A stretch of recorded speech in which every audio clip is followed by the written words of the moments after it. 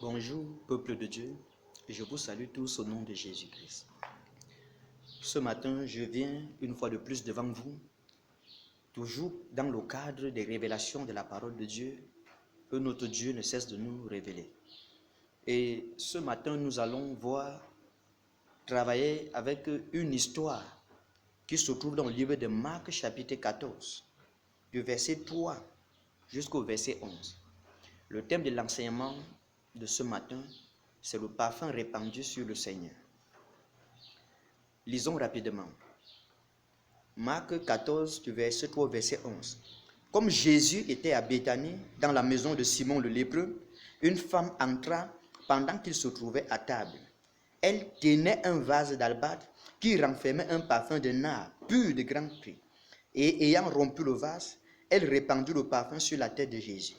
Quelques-uns exprimaient entre eux leur indignation. À quoi bon perdre ce parfum?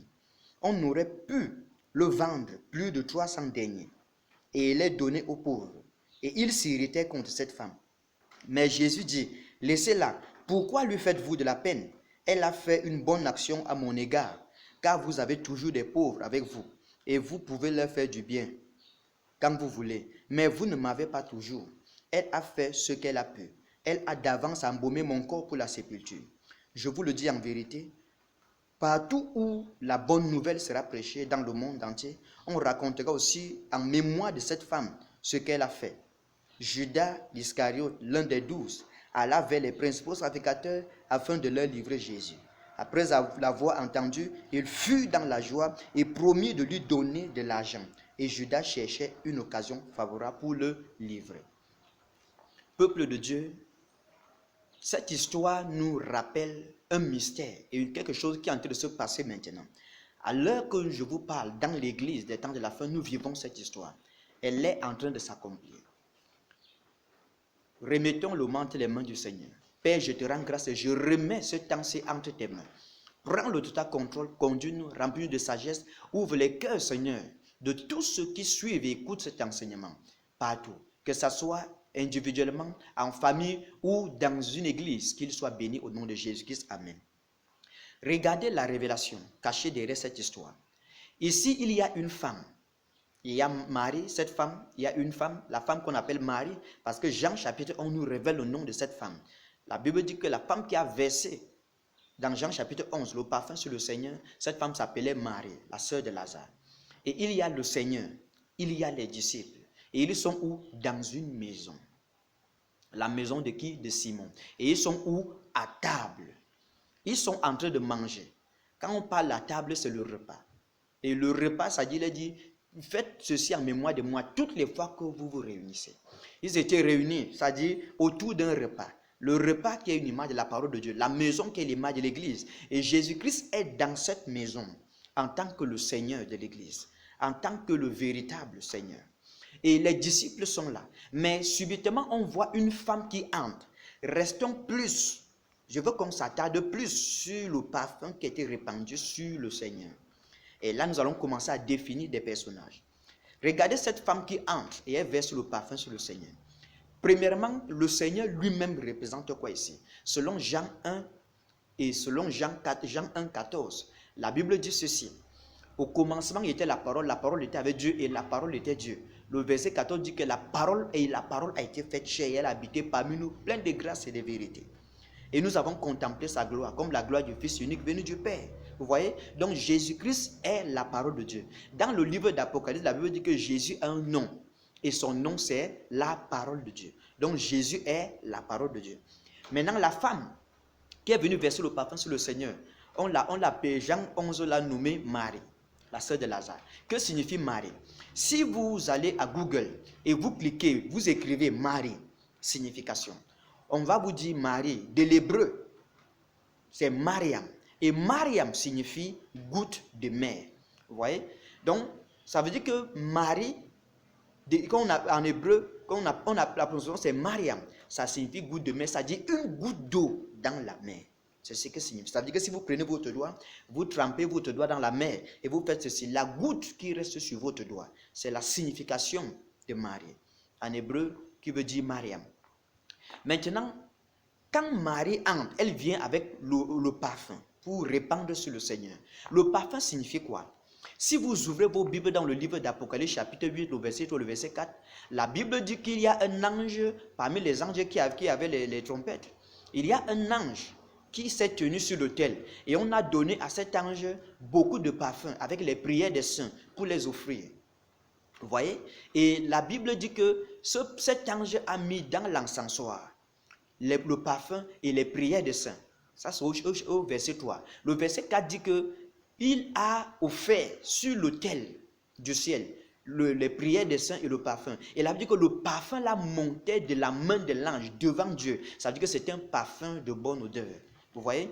Et regardez maintenant. Donc, le parfum symbolise le sacrifice, les prières, la souffrance que les serviteurs de Dieu, c'est-à-dire en Dieu, chaque jour, pour conserver la parole, pour que la parole ne se perde pas, pour que la parole ne disparaisse pas, pour que la parole ne soit pas méprisée. Pourquoi? Parce que le Seigneur dit que cette femme a fait une bonne action à mon égard. Elle a d'avance embaumé mon corps.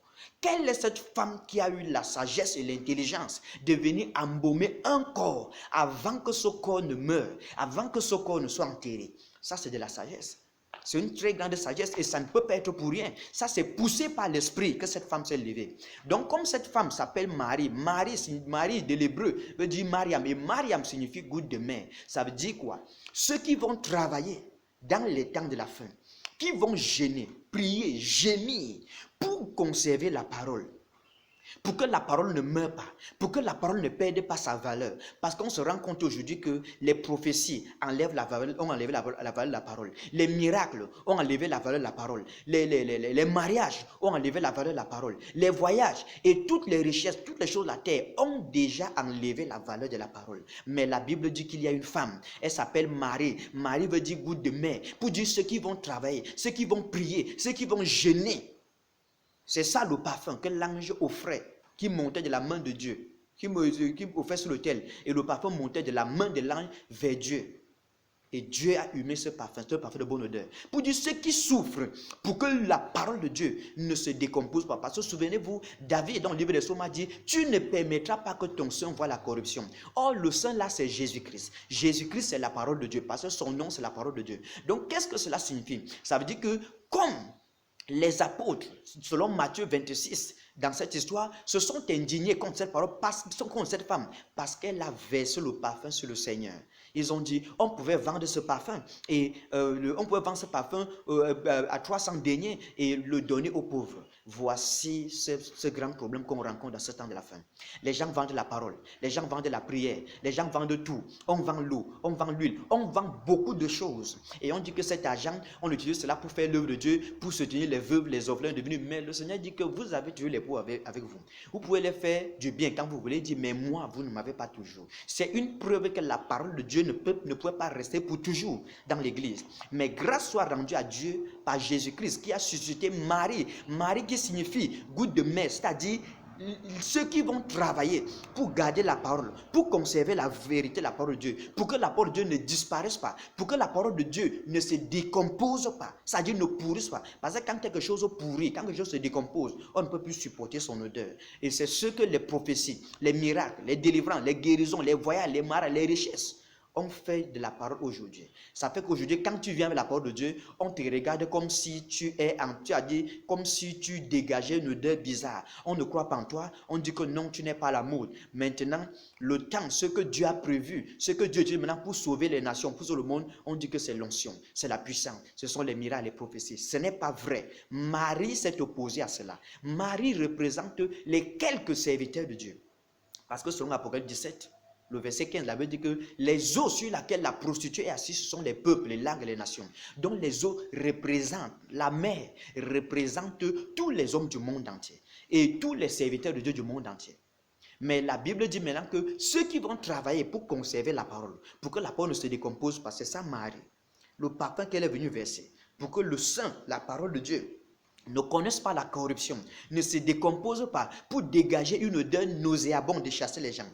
Mais pour que la parole ait toujours sa valeur, pour que la parole reste toujours vraie, pour qu'elle ne se décompose pas, c'est Marie qui est venue verser le parfum. Et c'est-à-dire c'est ceux qui prient, qui jeûnent, qui gémissent, qui travaillent de jour comme de nuit pour maintenir la parole véritable à l'église. Vous voyez, c'est pourquoi on dit que ça signifie goutte de mer. Ça veut dire que ceux-là sont comme une goutte d'eau dans la mer.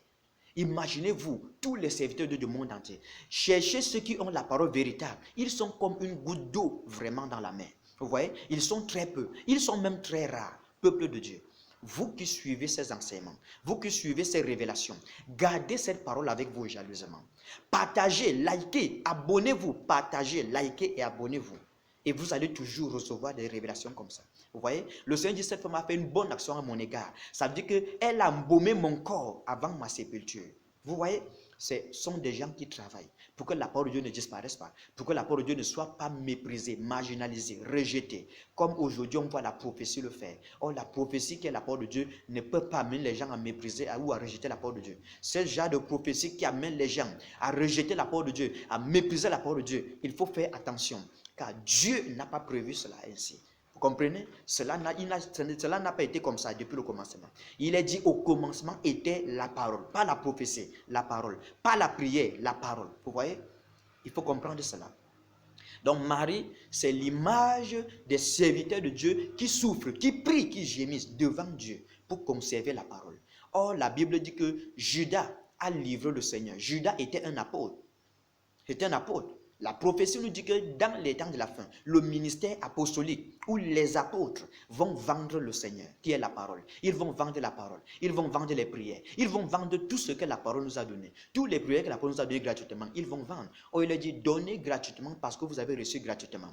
Or, les apôtres sont les qui? Ce n'est pas ceux qui ont le ministère apostolique, non. Les apôtres, c'est tous ceux qui ont des églises. C'est tous ceux qui ont des visions. Ce sont eux qui sont des apôtres parce que les apôtres sont les bâtisseurs. Vous voyez? Aujourd'hui, tout le monde veut s'enrichir. Et ils font cela comment? C'est derrière la parole qu'ils s'enrichissent. C'est derrière le dos de la parole qu'ils s'enrichissent. Vous voyez? C'est pour cela que tous ces gens se lèvent et méprisent le Seigneur. Mais grâce soit rendue à Dieu parce que la prophétie dit, tu ne permettras pas que ton sein voie la corruption. Donc Dieu ne permet pas que sa parole voie la corruption. Parce que Marie a versé le parfum, a répandu le parfum sur le Seigneur qui est la parole de Dieu. Même si Judas livre le Seigneur, même si les apôtres de maintenant, les pasteurs, les serviteurs de Dieu de maintenant livrent la parole, vendent la parole pour s'enrichir, écoutez bien, le plus important c'est que Marie a répandu le parfum sur le Seigneur. Quand Marie a répandu le parfum sur le Seigneur, même sur le Seigneur qui est la parole de Dieu est vendu, il reviendra à la vie, il ressuscitera. C'est pourquoi la Bible dit que le troisième jour, le Seigneur est revenu à la vie. La prophétie dit ceci, devant Dieu un jour est comme 1000 ans sont comme un jour. De l'an 1 à l'an 1000, un jour. De l'an 1001 à l'an 2000, 2 jours. À partir de l'an 2001, c'est le troisième jour. Or, il est dit, à l'aube du troisième jour, le Seigneur est ressuscité. Voici le pourquoi vous voyez, à partir, ça dit des années 2001, la révélation de la parole de Dieu a commencé à venir à l'église. Et je fais partie de ceux-là qui s'appellent Marie, qui souffrent, qui gémissent pour garder la parole de Dieu. Je fais partie du nombre de ceux que le Saint-Esprit utilise à l'aube du troisième jour pour ramener le Seigneur Jésus-Christ, qui est la parole de Dieu, à la vie, afin qu'elle continue de sauver, afin qu'elle continue de guérir, afin qu'elle continue de bénir, afin qu'elle continue de transformer. Oh, que notre Seigneur soit béni et glorifié. De telles révélations ne peuvent pas venir des hommes. Car de nos jours, on formalise les corps pour que les corps ne se décomposent pas. C'était la même chose. Embaumer, c'est aussi... Avant, on utilisait le mot embaumer. Mais de nos jours, on utilise le mot formaliser. Eux, ils embaumaient. Donc, Marie, en embaumant le corps du Seigneur, ou plus, si vous voulez, en formalisant le corps du Seigneur, c'était pour que le Seigneur, qui est la parole, ne connaisse pas la corruption, ne se décompose pas et ne soit rejeté. Même si les gens rejettent la parole, gloire à Dieu parce que Marie est là. Marie embaume le corps du Seigneur. Et même si Judas livre le Seigneur, même si on enterre notre Seigneur, il revient à la vie parce qu'on a déjà embaumé son corps. Il ne se décompose pas parce que le parfum est répandu sur lui. Père, nous te bénissons, nous te glorifions pour cette révélation. Partout là où on va visionner, on va suivre cette vidéo en famille, individuellement ou dans une église ou en communauté, Père. Je prie que les gens soient bénis et que ta grâce repose sur eux. Au nom de Jésus-Christ de Nazareth. Frères et sœurs, que Dieu vous bénisse au nom de Jésus-Christ. Amen.